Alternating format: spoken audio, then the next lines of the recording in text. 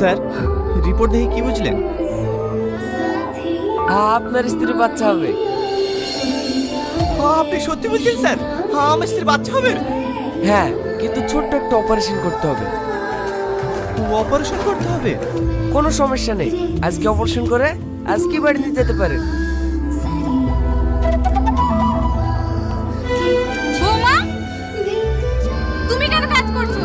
তোমাকে কাজ করতে বারণ করিনি? আমার নাতির যদি কিছু হয় না তাহলে কিন্তু তোমার কপালে কষ্ট আছে। যাও ঘরে গিয়ে রেস্ট নাও গা। কি হলো?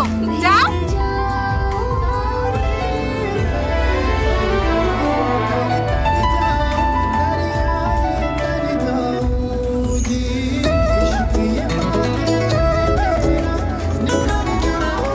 বৌমা, এটা তুমি কি খাচ্ছো?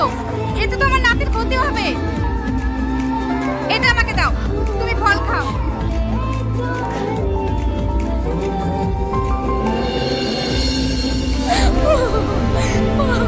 ওরে বাচ্চিনি মা।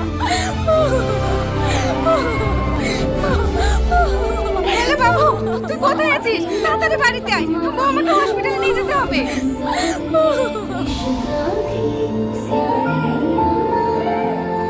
এই নিন আপনাদের বাচ্চা। ওরে বাবারে, কিভাবে তাকিয়ে আছে দেখো, নাকটা পুরো তোমার মতো হয়েছে। তাই তো গো।